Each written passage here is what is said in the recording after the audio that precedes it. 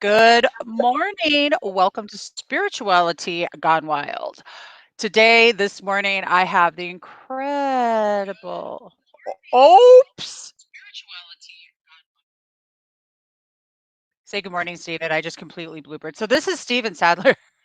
Good morning. Did you Good see what morning. I just did? I Yeah, I was just bloopered. out here. I'm sorry. You know, that's the one thing about this audience and everyone that knows me. I blooper and I blooper live. So, it's okay. You guys, we're going to have a rocking good morning today. For those of you that missed Sunday, this young man is responsible for teaching enlightenment around the world. He's got how many books? Around a dozen. A dozen. But what I'm really excited about today is The Gates of Paradise. It's a poem that you wrote, Oh, and I want to start off with this. But let's talk about this poem. Can you? I have the poem in the description for everybody who's jumping on right now. But it just was so breathtaking, and I just want to talk about that for a minute. And you've got a book of poems too. yep. Look at this, guys. This is so cool. Okay. I love Ah, poems. tell me about the gates of paradise. Tell me about happiness. What is the gates of paradise? Well, I think the point of it is that there's a relationship that you can have with God that is God intoxicating. And the best people to explain it, I mean, there's lots of great scripture that inspires us, but poetry takes you to another place, I think. And so I think of the Sufi mystics, Hafez and Rumi, or Mirabai, the princess, or Kabir. And so a lot of my own poems are really trying to go beyond the mind, I guess you'd say, in terms of what the relationship with God is. It's not just a mental thing. Like it's kind of like happiness, or feeling love and what those mean to us. There's a level where you can be happy because you're with a friend, you're being entertained, you're seeing a movie, watching a nice sunset, and those kinds of happiness can be temporal and fleeting, though, huh? They don't necessarily endure, but they're nice to have. There's also another level of happiness and love and fulfillment where you've accomplished something. Maybe your show, maybe writing the book makes you feel good. Like, well, if this even inspires some other people, then at least that's something. I feel all my hard work paid off, or this kind of a thing. There's another level of kind of like going up Maslow's hierarchy of needs to the top of this fulfillment of personal needs, where we get beyond our security and our self-esteem. And at the very top is something he called self-actualization. And I think there's this another level of love, like you can fall in love too. And I've been very much in love. I'm one of the luckiest men in the world when it comes to love. I've met the most wonderful human beings, the sweetest, most intelligent, nicest, caring women in the world, and been deeply in love with them and had wonderful relationships. My relationships with women have overall, not that you don't have disagreements sometimes, but they've been amazing experiences where I've learned a lot. But let me tell you, there's another level of love when it comes to God. There's another level of getting high that most people have no idea even exists, and that's getting high on God, getting into what's called samadhi in India, getting into the grace in the Judeo-Christian and the mystic sense. There's a place of transcendence, in other words. This is total bliss. So people go around like chasing after things they think they're going to make them happy, and they go round and round and round like a cat chasing their tail, but they don't necessarily ever find true, enduring happiness and peace. They're still lost. They haven't found true happiness in that. What's really funny about it, it's kind of a joke we play on ourselves, a cruel joke, because the happiness isn't out there anyway. The happiness is right here inside us. And so we don't have to go anywhere to find that happiness. It's just waiting for us to notice. If we're not in that grace, it's because we're either denying it or rejecting it, because our mind has another idea of what it needs to do to find happiness. Typically we're looking at others that are equally lost and are unhappy themselves, thinking, well, if I do what other people are doing, at least that's comforting. But the yogis and the masters of many traditions and the poets, to their degree, have all shown us, look, there's something you can find if you look within. absolutely love what you're talking about right now, because there are so many different levels of love, and I agree with you. I agree with you. There's being in love, but there's the beingness of love, the beingness that is just at one with source. And that self-realization is, it's that observation point where you're really just observing life. Hmm. You're observing as the observer. So you're standing back and looking and watching like a movie, Right, right? right. Okay. That And then that's the aperture of awareness. yeah. And the love thing, it's like that's what we're here to do. We're here to learn to love bigger, deeper, and better. I don't know better though, better, wrong. There's no wrong, stupid, bad, or any of that, but it's A to higher love. expand a higher love, Kind of a like higher thinking of chakras. Most people are familiar, the little dots, the artists put up and down, where the endocrine systems are, by the way. our energy centers. Right. And so we can easily say, hey, like our sexual energy, our raw sexual energy, that's a real, natural, healthy kind of energy. It certainly has a place in our life. But we also, I think, find that ultimately we look for more fulfillment in our relationship. We want to find, say, that emotional component, like we're connecting with our partner. It's not just a sensory thing during the orgasm. It's it's a deeper connection. We need that. Maybe call that emotional connection at the second chakra, and then up here at the navel center might be, I want to feel like I'm on the same path with my partner. We're going somewhere. We're connected in some ways in terms of our mindset and our vision. And then, of course, at the heart, are we really soulmates? Are we really supposed to be together? And is this serving both of us to bring us closer to God? And then you can go up to the throat center and you might say, are we sharing this experience together? Like when Pauline and I were working on Self Awareness Institute, she was helping me create a series of digital classes. She was really good on the computer. We both felt like we were meant to be doing this work together. And then, of course, there's the psychic connection. And then when you realize, well, this isn't even about us anymore. There's a place where your ego is completely out of the way, and it's not a matter of what you want or what she wants or what you together want. You're all just serving God selflessly, and there's nothing you want but to be with God, and you're all in love with God together. And that's the higher love I'm talking about. That's where you get into samadhi. That's the I love tone. that. Yeah. That's the that's exciting because, and I want to go back to the energy centers, because something that's really important is tapping into the feminine for all of us to tap. Like I happen to be more of an alpha female, so I'm a little bit, I have to really, I have a lot of my feminine, but I have a tendency, especially in business, to have more masculine. So I have to really balance it. But our sensuality is much different than sexuality. And tapping into our passion centers, they help our creativity and our intuition, so that when we use all these chakras together in alignment, what I found is that I can create better. Because once you get up to the crown chakra, then you're releasing, surrendering, and allowing the perfect flow of the divine. And it's a beautiful thing. I'm loving that.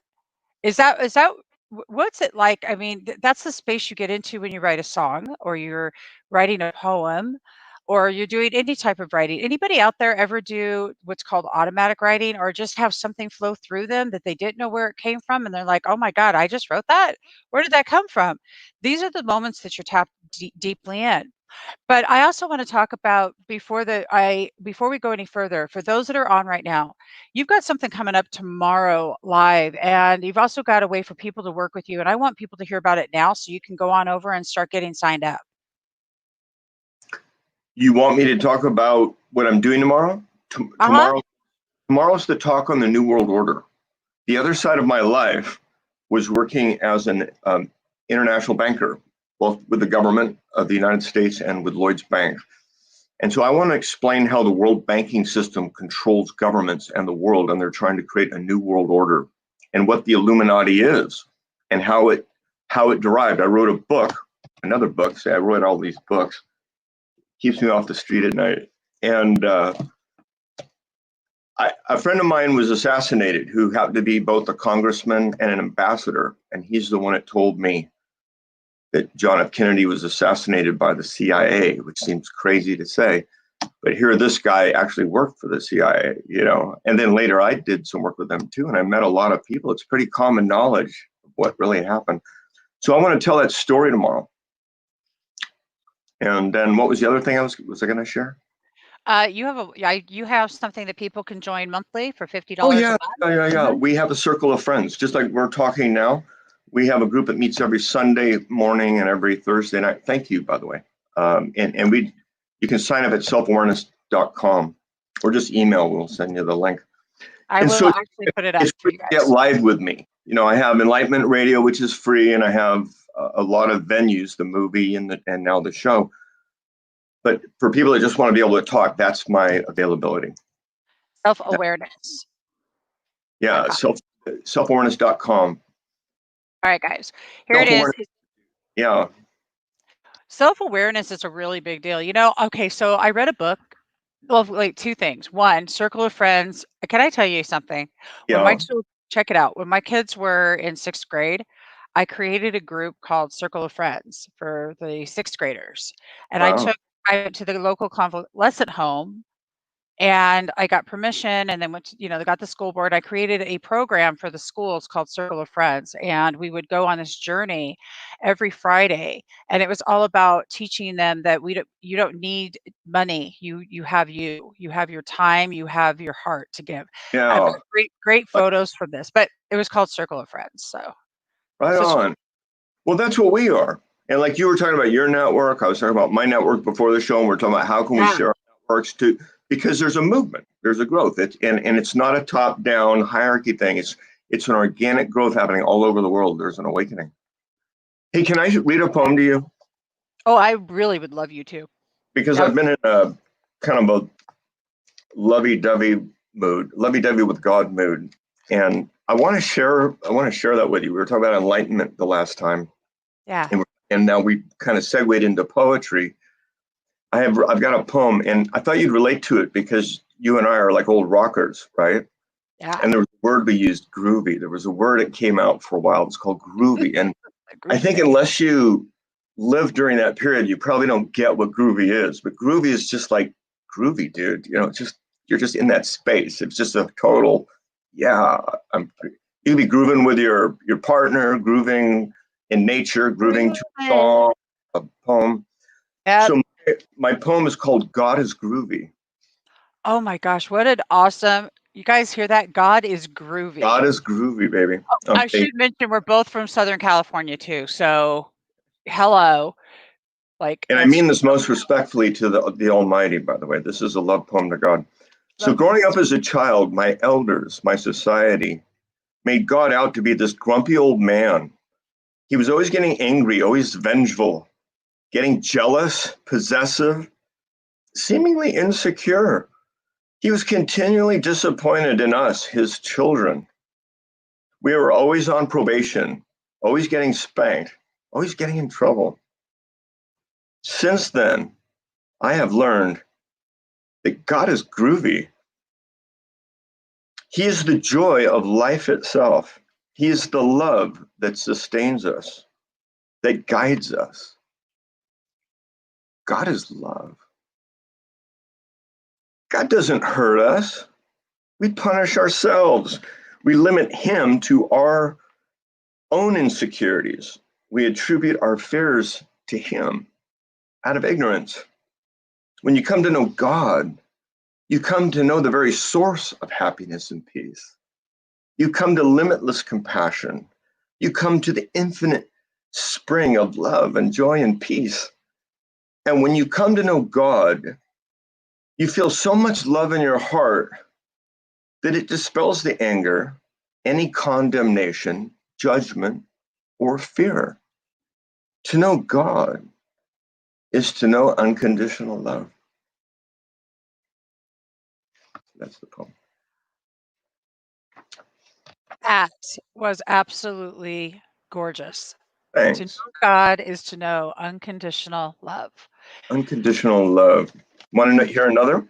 Yeah, I do. Okay, this one is called God Dreamed. Out of the emptiness of the void, God dreamed. And from that twilight dream came the starry sky. Like clouds forming and dissolving, whole universes come and go. Everything you see is temporal, fleeting, imagined. What is unchanging is real. That which it all arises out of is sustained by and merges back into is real. Nothing is the something that makes life possible. Nothing is what the mind calls what it cannot conceive of, that which lies beyond it. To realize God, you must go out of your mind. What we can't see enables us to see. What we can't touch allows us to feel. What we can't understand gives us the capacity to think. What we can't perceive provides for all life. Everything that you experience is only a modification of a previously existing state. All that is manifest, all that is tangible, is constantly changing. Light is moving, sound is moving, heat, gravity, motion, thought, all moving in a constant state of change. Every energy particle arises and dissipates within the atoms. Atoms come and go, molecules come and go, cells, life forms, planets, stars, galaxies, universes too, all coming and going, ever changing, cosmic dance. Only that which observes it all remains unchanged. Only the consciousness is permanent. That which reflects upon itself is the self. Listen, you guys. Come with me to a place within yourself. Follow your heart to the source of your own being. Feel my love reaching out to you through these words so that we can connect in this heart space together. And now close your eyes and watch your own thoughts dissipate. And let's just meld into the source.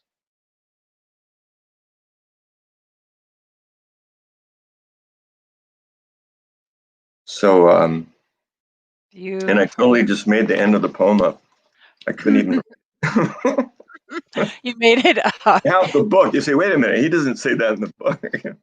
I think Okay. every time I read a poem, it changes. Anyway, thank you for letting me share that.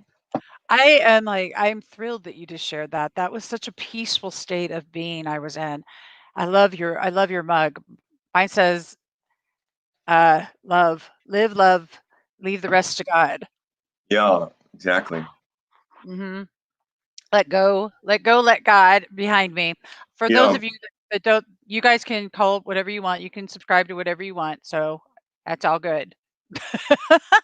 You know, doesn't matter what you call source or God or whatever you choose to call something that is beyond your skin, your my this, Swamiji used to use the word the divine.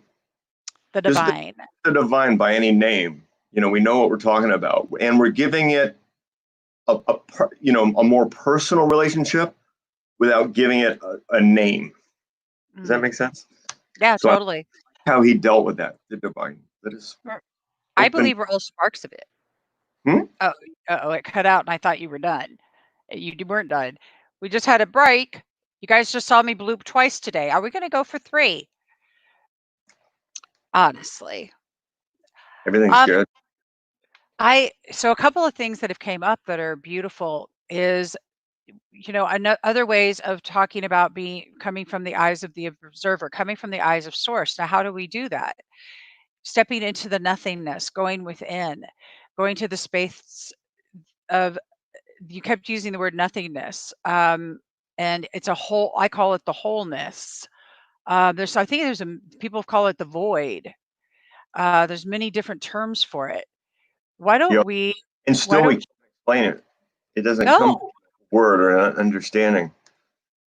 no, You you can't. go out of your mind, literally. And that's what the whole yoga thing is. I mean, that's why I teach. Um, the Shakti and the meditation is as fun as it is to share at the emotional level and at the mental level, and to laugh and to think and to reflect and to question what is God or the universe. Even that is just neurons moving around in electrical impulses through our brain. It has nothing to do with reality. Reality lies beyond it all. And that's where you want to be. That's where the love is. It just is. God just is. We just are. But we've got this whole story about who we are that gets in the way of us being who we are. Does that make sense? That makes beautiful sense. And I want to say good morning to Mr. Paul McFarlane. Paul, I know he said a Sufi heart. Yeah.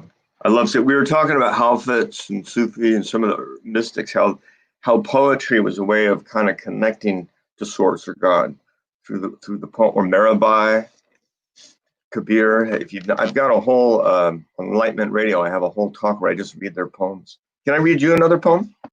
Oh, please. I'm, like I said, I'm in this love zone, so I just want to keep sharing love. This is in the preface. It's called God is Love. So God is love, and just like a fish is unaware of the water that it swims in, we reside in an ocean of love. God's love. God's love is the very medium that supports and sustains our existence, and it's intoxicating. Once we open our heart to that divine presence within us, we enter into a kingdom of heaven. Heaven is living in God awareness. Love permeates your being. It's what created you and what is sustaining you now. It's making your heart beat, and it's what brought you to be listening to me in this moment. Love is the path to finding happiness and peace, and you don't even have to take another step because it's right here, right now, guiding you, listening to what I'm saying. We're sharing it together. Love is what brought us together. And as you connect with the inspiration that brought me to write these words to share with you, you'll find the same spirit guiding you to hear them now. So we're all connecting in a heart space. We're all connecting in love. And that's how you get to know God, is through love. So I'm sharing Shakti, just trying to give you some Oh, energy. that's just like that's seriously. I love it when you do that. You know, for all of you sitting there, you if you missed Sunday, if we can coerce Stephen to possibly do just a slight meditation, you'll be completely shocked. I want to just point something out. I have my chakra cards here. These my I love my It chakra was cards. Chuck They're just hard. chakra cards, and the one that's sitting here is this one. Good. Isn't it pretty? The flaming heart. I love it. Yeah. The flaming heart. Unconditional love, seeking that you seek is seeking you. And what that means is that is the love that is within you. Right. You know, th- I years ago decided to stay single. And I decided to stay single because I would have after my longest relationship ended, I felt like, I really had to figure this out a little bit differently. Something wasn't working, and what wasn't working was me ever thinking that I was gonna find or seek that love outside of me, or the Right. valid or some sort of validation or something that just wasn't gonna be there. And what I've discovered throughout this whole journey is that the love is that's within. It's that divine God source energy that flows through me and that we are able to then connect with. Good. And that is it's just that's what I was hearing also in this poem that you just read is about that connectivity, about how that love brought us together, and it's so true. Love is all that there is. You know what? How many songs have been written about love? The Beatles, you know, all you need is love. Do do do do do. You know, going into my I mean seriously, it's just anyway, I love that poem and I love what you're bringing forward. Today is a day about love, heart connection, beautiful heart connection. We're getting ready to step into Unity Week. Unity Good. Week is so freaking huge. Michael Beckwith and some other people are popping this Oh, baby up. Michael. Michael. I haven't seen him in so long. He's I love him. I just do. And there's just all these great people that are going to be involved, and we're involved, and so is Love Coach Academy and Scott Thomas and everybody and all of us and Karen Palmer and everybody oh God, people I don't even know yet. And I'm so excited for this. And this is about what this is the precursor to this Good. right now. This is our precursor to what y'all are going to be experiencing over the next few days as we pull together in a mass worldwide unity. We're showing them how it's done. Right You on. see, I know, right? Isn't that the coolest thing ever? This is the age of enlightenment. We have entered Yes, it. And everyone listening to you and I are part, the first that are starting to awaken. It's a whole movement that is bringing about the enlightenment of mankind. Yaru. absolutely. Oh, age of Aquarius. Yeah. I Good. mean, I'm Aquarius, you're Aquarius, Paul McFarlane is Aquarius, and Prince Fleet Easton, I know you're watching because I know I saw you. I just got to say good morning to all of our age of Aquarius. Though we're all in the age of Aquarius, just because we happen to be Aquarius doesn't mean you're not in the age of Aquarius too. You can be in our club. Yes. Because it's unity after all. We're all just, it's like we're all neurons in the mind of God. We're Right? all, we might have different individual forms around us, like a Yeah, cell body, like a neuron has a distinction between another neuron, but it's the same consciousness basically within each neuron and around each neuron in the same way, like the fish in the sea of the ocean of love we were talking about. We all reside in a collective consciousness and an energy field that we're all a part of. It's within us and around us. And that's what entering the kingdom is entering into this kind of awareness of God's living presence within everything, everywhere, all the time. It never went away. You just have to realize it. I love In this. fact, Are you saying that we can have heaven on earth and the gates of paradise be open to our own heaven on earth? heaven is on earth. I'm witnessing it to you even now. And there are others that have come into it as well. Here, and there's a great example of this given to none other than the great master himself, Yeshua ben Joseph, who we call the Christ. When, and this is recounted in a number of places, and the book of Thomas is the best reference, and that's been used for centuries. It's not debated that it dates back to the first century. It's a scrapbook basically of Thomas, and the apostles asked Jesus, well, when will this kingdom come? Because there's this idea that there's a kingdom on earth, a heaven on earth, the place in time we'll all live together in happiness and peace on earth. And how's that going to come about? Well, I think the best explanation is when Jesus answers their question, when will the kingdom come? He says, it will not come by waiting for it. It's not that there isn't an age astrologically, but heaven doesn't come on a certain day. It's right here. So he Yeah. says it will not come by waiting for it. You cannot say that it's over here or it's over there. For the kingdom of the Father is spread out before man, but he sees it not. So those that have eyes, let them see. So he's saying it's spread out before man. Can't say it's at this place. It's not behind the Pleiades. It's not behind Pluto. It's not in the astral world or over here or over there. It's not some other place. He says it's spread out before man. Made it very clear. Don't wait for it. Don't go look for it somewhere else. It's right here, right now. We call it being in the here and now, right? So this is universal truth we know, but none other than Christ was teaching this to his apostles. You don't get that in church. That's why I'm bringing that up. So, or sometimes you do, but it's rare. So my point is, well, what does it mean, regardless of church or Jesus or what your religion is? There's a wisdom to that teaching that the presence of God, God's kingdom is right here, right now, and all we have to do is open our eyes to see it. And that's what the awakening is. That's what enlightenment is. It's opening to feel the collective consciousness of man, seeing God everywhere, all the time. And so to do this is really a transcendental state. We kind of have to get out of the mental machinations of the mind, anything that's trapping our mind, which the mind is doing. I absolutely am going nuts over this conversation. Good. This is gorgeous.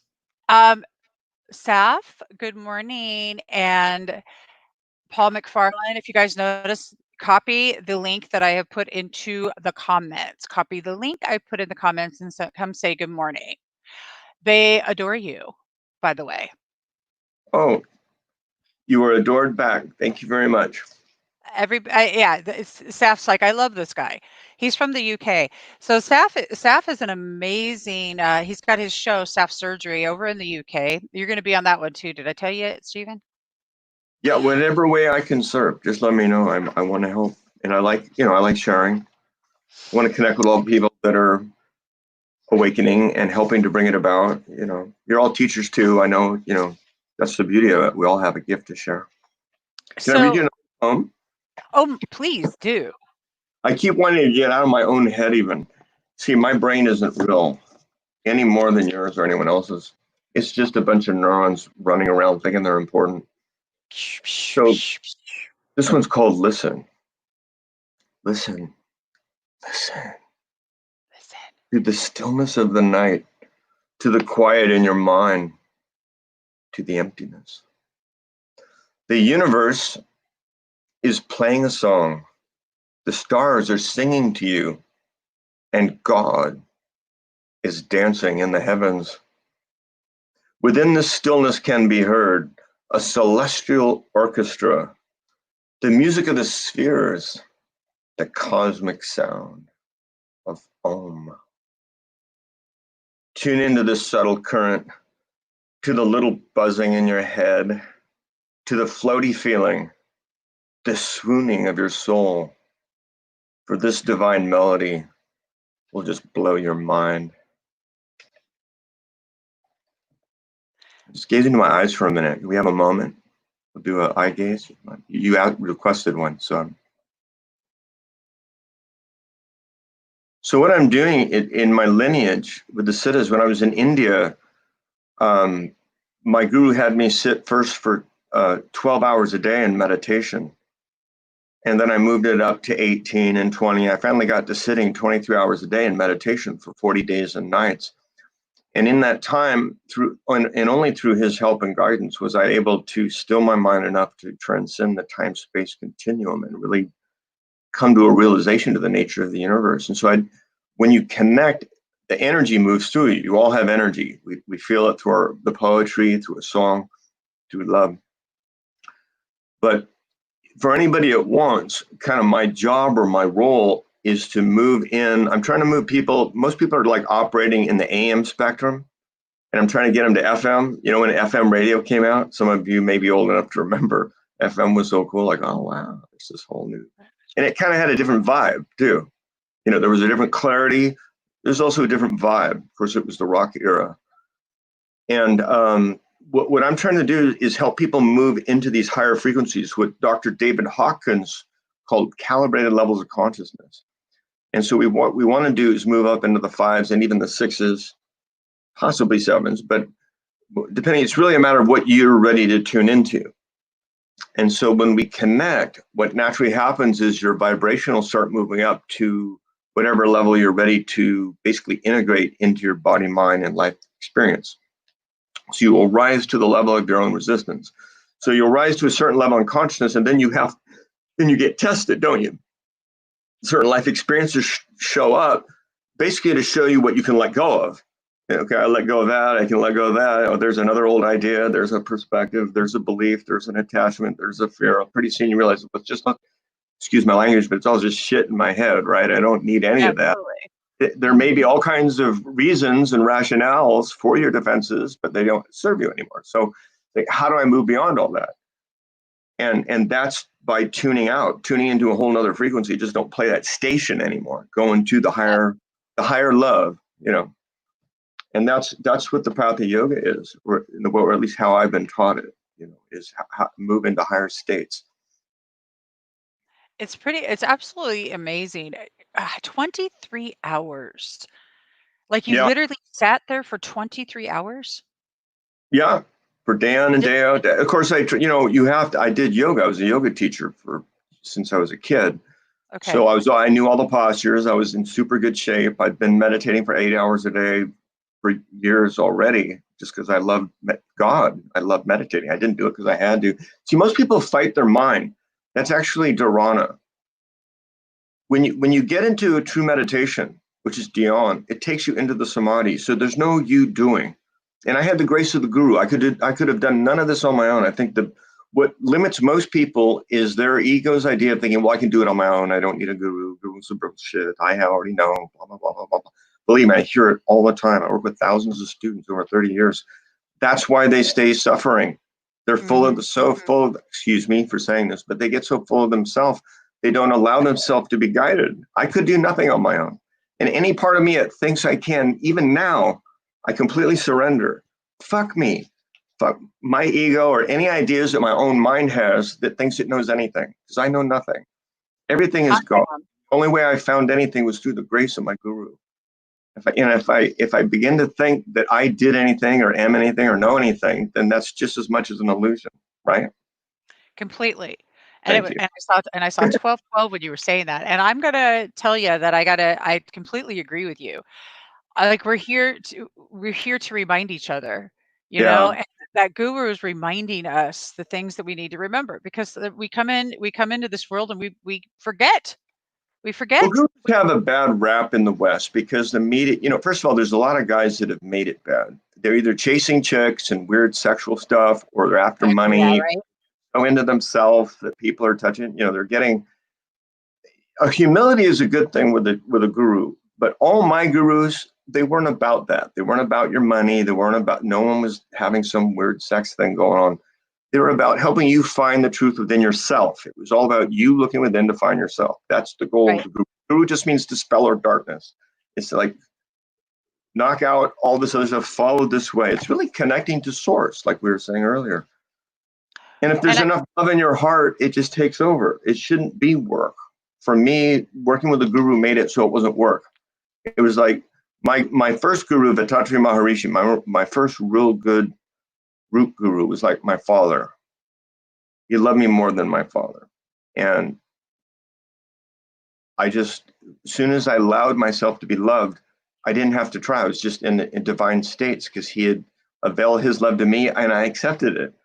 And you wow. can do that with Jesus, but it's nice to have a physical person too that has that, that high level of realization. That's why I like hanging out with other gurus. They've got this really high value. Sri Ravi Shankar, I went to see him for my movie. He's in my movie, Enlightenment Now. And he's just got so much love in his heart. Sadhguru Joggi Vasudeva is an amazing being. When you're with him, he has a really beautiful vibe. And so do the Kriya masters and all the masters. The people you were talking about, Dr. Beckwith has a beautiful vibe. He's got a really high vibration. So us within you too, all of us, we're all helping bring our vibrations up. That is so rock star right there. We're all helping each other bring our vibrations up. Right. So, and it's completely the opposite of whining, bitching, and complaining and being in victim mode. Yeah. Okay. Yeah. Oh, Because yeah. totally, totally the opposite. I mean, That's well, our how do I teacher. get there? Right. Flip it. Flip it. Do the flip it. Um, Do flip it. I'm going to put your movie up here. but Um, yeah. Oh, look look on, at that. That's cool. You can do all that. I got it. She's going to teach me, you guys. She's going to help me so I can do better presentations. yes, I'm going to help you do that because you need to do this. Look on YouTube for the movie Enlightenment Now. Okay, guys, listen, I've watched it now, I think 3 times. Really? Yeah, yeah, it's had a 500,000 views just on YouTube. Yeah. So that doesn't count all the other places it's been. So it's had millions of views now, obviously. Yeah. And Mostly in India, by the way. I'm sorry. Mostly in India. Most of the people that follow me are in India, interestingly. They're not Americans. Isn't that cool as beans? I've never been to India. It would be it's one place I want to Beautiful go. place. It's heavy. It's intense, but it's a beautiful place. It's unlike any other place on earth. And I've been to 40 countries by now, I think. And they're all amazing. But India has a special place in my heart. And both the people, because there tends to be a sweetness and a joy. Not that there isn't crime and bad things there too. And of course, poverty can be crushing, but it's not as bad as it used to be. They've done a lot. That their government really has improved quality of life for at least a large portion of the population. But for me, when you go like up to where I like to go is like up into Rishikesh. That's right. Did the Enlightened Man. We did some of the filming for my movie. It was up in Rishikesh, the foothills Uh-huh. of the Himalayas, where the Ganges rivers come down, where all the great sages had met, like Vasista, to teach Lord Ram the Yeah. secret of yoga, how to find God within yourself. And who lived it, where they sat. You can sat in these places that are thousands of years old, where pilgrims have been going. There's a cave up there where a fire has been burning, where sadhus go to meditate in this cave, and a fire has been burning in the sacred pit for over 1,000 years nonstop. So people have been keeping it burning. It's like an eternal flame that these yogis have Really? a sacred place where people have been meditating nonstop, 23 hours a day for over 1,000 years. And the Oh primordial, my God. oh yeah, it's really powerful. It's really powerful. So I took my graduate students up there a couple years ago. I need to be your graduate student. Yeah, well, maybe we'll bring a group together. I know all the matter of fact, Ravi Shankar, who I was talking about earlier, who's probably Yeah. the biggest guru in the world. He's a beautiful man. He let me use his. He's got a small ashram up in Rishikesh. So when I wanted to do a class, he actually let me teach my class in his ashram, which was really cool. And so we did Seriously. there, and we went there, and then we also went over to the Ma Yoga Ashram, which happens to be one of the high places for Ayurvedic medicine. Dr. Argawald has the largest magazine on Ayurveda and a treatment center. So all my students he would speak to my students about Ayurveda and how to live right, with nature, Yeah. science of basically Indian medicine. So it was a really great trip. Yeah, so we could do all kinds of beautiful things up there. I know the mayor, I know the people at the International Yoga Festival are friends. I mean, I can introduce you to all the Babas and the head of the Giri Babas, Okay. the Nag Babas. I'm like He's a, super excited about this. And wait oh, a minute now, but honestly, I want to go shopping. Have you seen the freaking their garments? Oh my God. I, well, if you want a I, Ganesh I, take back or a sorry, you'll hit pay dirt. There's plenty in Rishikesh. I don't think I did any shopping in Rishikesh, but I know want to a be lot of the Babas totally, but I want to be like, I want to wear one of those gorgeous. Have you seen those? Oh my God. in what, honey? I'm not They're tracking. gorgeous. You're talking about Because the they're really, outfits, like what you can the wear? outfits. Yeah, yeah, yeah. The outfits and all Be the beautiful in beautiful. a sari, I'm sure. Yeah. I just, yeah, Dude, they're very sorry. classy. The ladies there are very elegant. And you know what? Yes. You never see spandex. Never come. You got to change your mindset if you're a yoga person. Right? I always have to tell my students, don't bring spandex. Don't wear a sports bra. Don't go sexy at all. Don't show your cleavage. Don't try and show how nice your butt is. Be as conservative as you can, and there'll be respect because it's That's where disrespectful. I need to be. Their culture is different. I'm not judging it I one way love or the it. other. I live on the beach where there's string bikinis. You guys could be naked as far as I'm concerned. It's all wonderful. But when you're in India, they have a different mindset. And it's really beautiful though, because your mind isn't focused on men and women issues. When Mm. and the whole city's vegetarian. And you just there you can come over and cows walk by you and monkeys jump around, and I've sat there and had my tea at breakfast with monkeys, and it's just what an amazing place. You really did. See, I want to go to Costa Rica so badly because I want to play with the monkeys. Yeah, well, monkeys Oh, and me wait. are like this, man. All over the world, wherever I go, monkeys. I guess we relate I somehow. I freaking love the monkeys. United The States. monkeys, the band, the monkeys, the monkeys. And you go to my website, Try Gratitude, and it's all about the 100th monkey, and I've got Oh, monkeys. really? Yeah, Yeah. I love my monkeys. I'll introduce you to some great monkeys. They have two different species, Oh, and we're very gonna be cool, monkeys. cool monkeys. You don't I touch. Just remember, don't touch the monkey. You can't touch the That's the monkeys. one rule. Don't try and touch the monkey. I don't wanna touch them. I kinda wanna They'll touch come the by. monkeys. If they, matter of fact, when I was shooting, you were talking about enlightenment now. It was so we got a part of this. You probably saw 2 seconds, I did. and because there's just one monkey you see in the movie, but the whole With family the came baby. out at one point. Yeah, The baby, yeah. So at one point we had, I think, 6 or 7 monkeys just along that wall or railing behind me, yeah, and the alpha male, there's always the chief, came right up to us to like, this is my home because he's used to being on the roof. What are you doing on the yeah. roof? We hang out. So we're going like, monkey, it's cool, but I had to calm down my director because he's scared of monkeys, and I'm like, Raj, chill with the monkey. They're all cool. They're just listening. They're just tuning in. Everything's cool. So Just you want monkeys? I'll introduce you to the monkeys. I Okay? want the monkeys, I tell you what. I wanna real quick because you guys, we're gonna have to close it a little bit earlier. Remember, we've got Unity Week this week, everybody. Woo! This is gonna rock. Make sure you go over and go to YouTube and just put in Enlightenment Now. You're gonna see his movie. You can't miss it. It's freaking bitchin'. Oh my God, it's so cool. You guys are gonna dig it like you Yep. can't even believe it. And then today at 12 o'clock here, right here on Spirituality Gone Wild, you're gonna see Saf Bucksy with Josie Herndon. Holy cow! And then tonight we've got Drama to Dharma. And we also have at 6 o'clock Compassionate Talk with Love Coach Academy. And if you guys want to get a hold of me, you know how to do that. Just message me on Spirituality Gone Wild. Go to Love Coach Academy. If you want to book any of the love coaches, please go to selfawareness.com and connect with Steven directly so that you can join his monthly membership. Dear God, you guys, he's like, he's just a wealth of knowledge. Have It's fun. incredible. Oh my God, you're brilliant. God. Let's get high on God. Ooh, let's get high on God. I'm hoping the name of his new show that's going to be on SGW, which is going to happen. Just letting y'all know, I love you, everybody. Please have a really fabulous day. Let's wave bye. And tomorrow he'll be live. Okay. Talking about the New World Order, the other side of him. Yeah. He's multifaceted. Be fun. Say bye now. Say good night, John Boy. Night. Check it out.